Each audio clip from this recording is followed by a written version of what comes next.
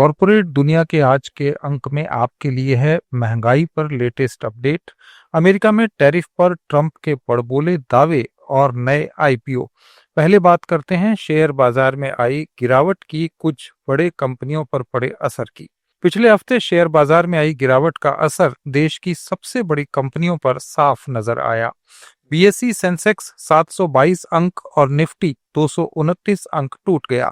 इससे देश की टॉप 10 सबसे बड़ी कंपनियों में से 7 के बाजार पूंजीकरण में करीब 88,000 करोड़ रुपए से ज्यादा की गिरावट दर्ज की गई। सबसे ज्यादा नुकसान भारतीय एयरटेल और टाटा कंसल्टेंसी सर्विसेज यानी टीसीएस को हुआ, जहां एयरटेल का मार्केट कैप 30,506 करोड़ रुपए घटकर 11.41 लाख करोड़ रुपए रह गया और टीसीएस का वैल्यूएशन 23,680 करोड़ रुपए घटकर 10.82 लाख करोड़ रुपए पर आ गया।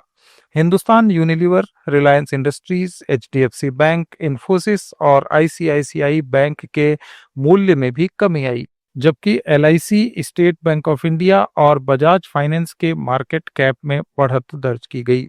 एलआईसी का वैल्यूएशन 18,469 करोड़ रुपए बढ़कर 5.84 लाख करोड़ रुपए हो गया। एसबीआई का मार्केट कैप 17,492 करोड़ रुपए बढ़कर 8.82 लाख करोड़ रुपए और बजाज फाइनेंस का मूल्य 14,965 करोड़ रुपए बढ़कर 6.63 लाख करोड़ रुपए तक पहुंच गया। गिरावट के बावजूद रिलायंस इंडस्ट्रीज 20 लाख करोड़ रुपए के मार्केट कैप के साथ देश की सबसे मूल्यवान कंपनी बनी रही। इसके बाद एचडीएफसी बैंक, भारतीय Airtel, TCS, ICICI bank, SBI, Bajaj finance, Infosys, LIC और हिंदुस्तान यूनिलीवर का स्थान रहा। कुल मिलाकर पिछले हफ्ते बाजार में कमजोरी का असर साफ दिखा, हालांकि बैंकिंग और वित्तीय क्षेत्र की कंपनियों ने थोड़ी राहत दी। इंडियन मार्केट में फॉरेन पोर्टफोलियो इन्वेस्टर्स ने फिर से बिकवाली शुरू कर दी है।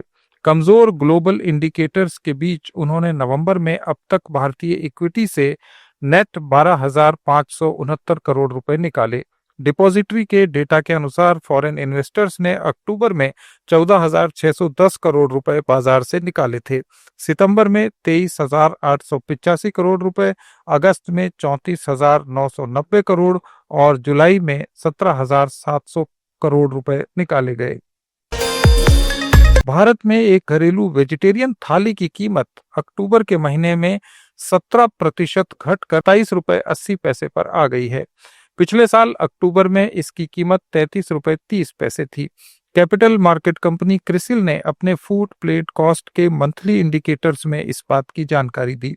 क्रिसिल ने अपनी राइस रोटी रेट रिपोर्ट में बताया कि वेजिटेरियन थाली में कीमत सितंबर की तुलना में अक्टूबर के महीने में 1% कम हुई।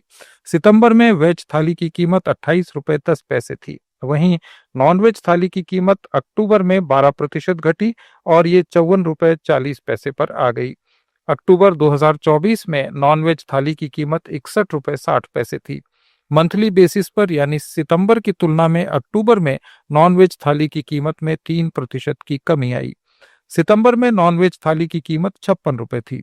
क्रिसिल की रिपोर्ट के मुताबिक आलू, प्याज, टमाटर और दाल के दाम घटने के चलते वेज थाली की कॉस्ट में कमी आई। टमाटर की कीमतें सालाना आधार पर 40%, प्याज के दाम 51% और आलू के भाव 31% कम हुए हैं।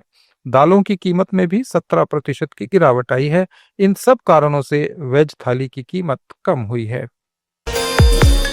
अमेरिका के वित्त मंत्री स्कॉट बेसेंट ने दावा किया है कि अमेरिका में महंगाई पर नियंत्रण कर लिया गया है और आने वाले महीनों में कीमतें और घटेंगी।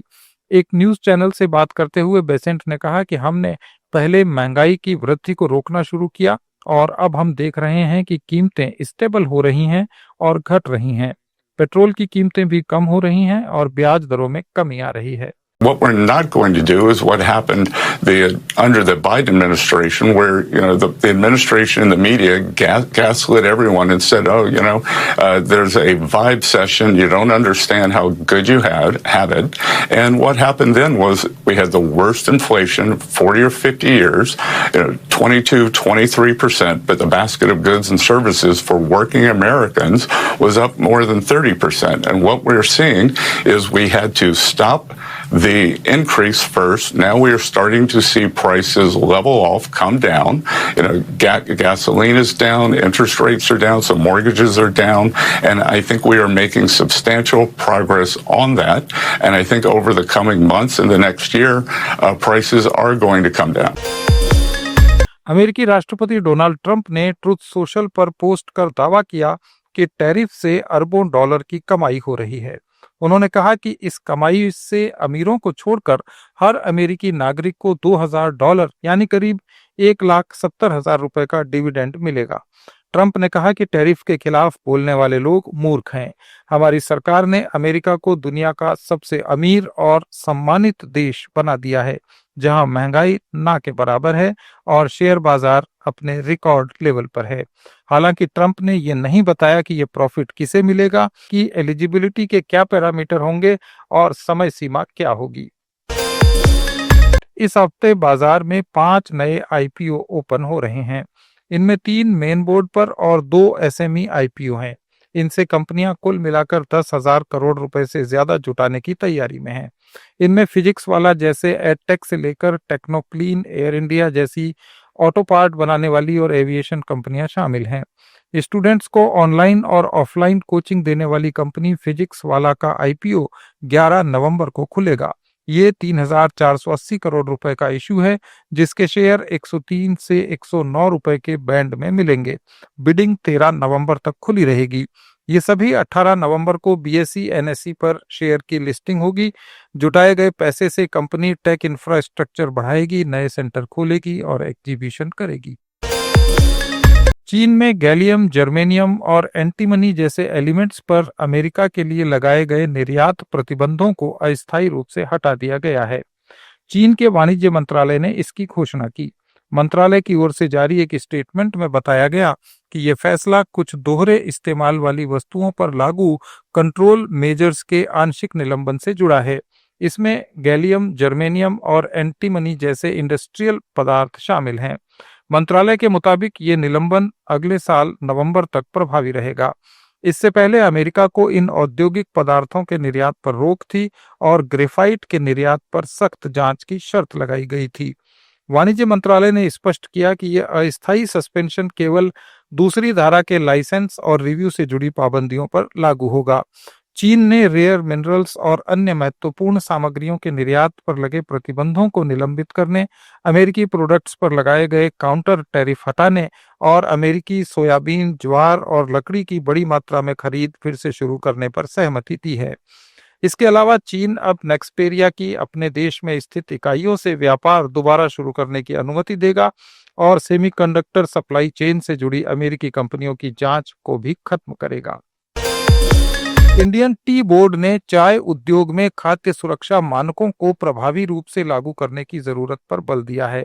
बोर्ड का कहना है कि इन मानकों को अपनाने से उद्योग को न केवल दीर्घकालिक स्टेबिलिटी मिलेगी, बल्कि ये बागानों के पर्यावरण की रक्षा और कर्मचारियों और छोटे किसानों के कल्याण को भी सुनिश्चित करेगा।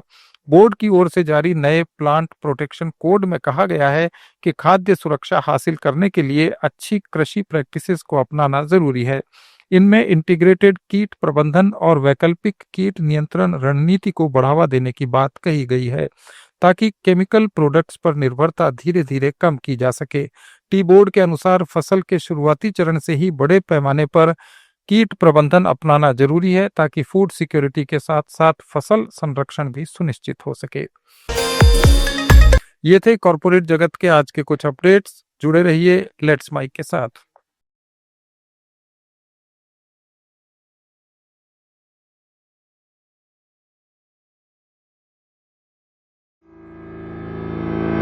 It's time for news. It's time for more than radio. Presenting the first radio news app, Let's Mic. Let's Mic, a news-based app on your phone where you get to watch and listen news, talk shows, interviews, radio show podcasts. On Let's Mic, you get all relevant information of TV, print, radio, podcast and digital. Let's Mic talks about every segment of life.